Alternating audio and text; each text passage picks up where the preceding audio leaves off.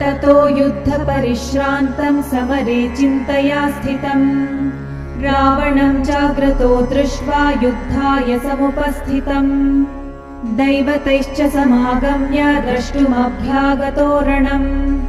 उपगम्याब्रवीद् रामम् अगस्त्यो भगवान् ऋषिः राम राम महाबाहो शृणु गुह्यं सनातनम् येन सर्वनरीन् वत्स समरे विजयिष्यसि आदित्यहृदयं पुण्यं सर्वशत्रुविनाशनम् जयावहं जपे नित्यम् अक्षय्यं परमं शिवम् सर्वमङ्गलमाङ्गल्यं सर्वपापप्रणाशनम् चिन्ताशोकप्रशमनम् आयुर्वर्धनमुत्तमम्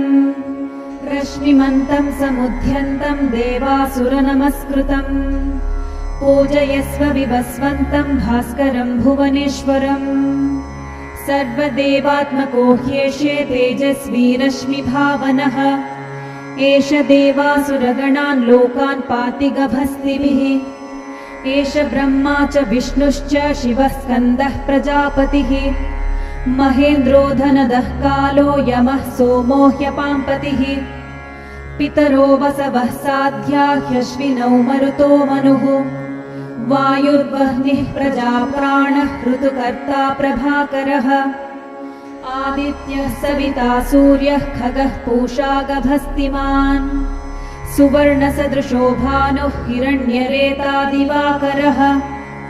हरिदश्वः सहस्रार्चिः सप्त सप्तिर्मरीचिमान् तिमिरोन्मथनः शम्भुः त्वष्टा मार्ताण्डकोऽंशुमान् हिरण्यगर्भः शिशिरः तपनो भास्करो रविः अग्निगर्भोदितेः पुत्रः शङ्खः शिशिरनाशनः व्योमनाथस्तमो भेदी रुद्यजुः सामपारगः घनावृष्टिरपां मित्रो विन्ध्यावीथीप्लवङ्गमः आतपी मण्डली मृत्युः पिङ्गलः सर्वतापनः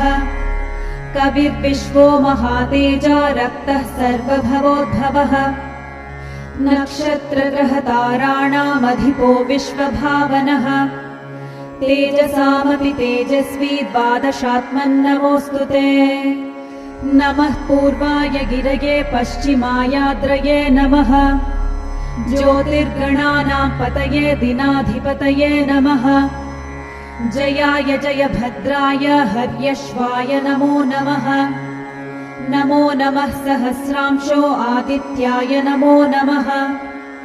नम उग्राय वीराय सारंगाय नमो नमः नमः पद्मप्रबोधाय मार्ताण्डाय नमो नमः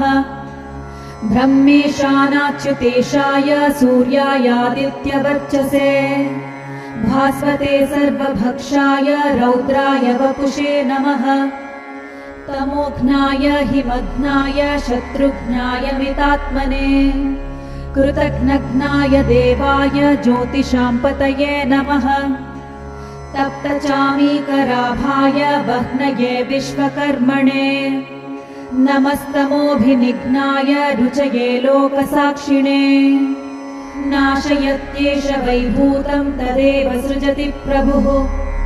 पायत्येष तपत्येष वश्यत्येष गभस्तिभिः एष सुप्तेषु जागर्ति भूतेषु परिनिष्ठितः एष एवाग्निहोत्रं च फलं चैवाग्निहोत्रिणाम् वेदाश्च क्रतवश्चैव क्रतूनां फलमेव च यानि कृत्यानि लोकेषु सर्व एष रविः प्रभुः एनमापत्सु कृच्छ्रेषु कान्तारेषु भयेषु च कीर्तयन् पुरुषः कश्चिन्नावशीदति राघव पूजयस्वैनमेकाग्रो देवदेवं जगत्पतिम् एतत् त्रिगुणितं जप्त्वा युद्धेषु विजयिष्यसि अस्मिन् क्षणे महाबाहो रावणं त्वं वधिष्यसि एवमुक्त्वा तदागस्त्यो जगाम च यथागतम् एतच्छ्रुत्वा महातेजाः नष्टशोको भवत्तदा धारयामास सुप्रीतो राघवः प्रयतात्मवान् आदित्यं प्रेक्ष्य जप्त्वा तु परं हर्षमवाप्तवान् त्रिराचम्य शुचिर्भूत्वा धनुरादाय वीर्यवान् रावणं प्रेक्ष्य हृष्टात्मा युद्धाय समुपागमत् सर्वयत्नेन महता वधे तस्य धृतोऽभवत् अधरविरवदन् निरीक्ष्य रामं मुदितमनः परमं प्रहृष्यमाणः निशिचरपति संशयं विदित्वा सुरगणमध्यगतो वचस्त्वरेति इत्यार्षे श्रीमद् रामायणे वाल्मीकीये आदिकाव्ये युद्धकाण्डे 5,000 सर्गः।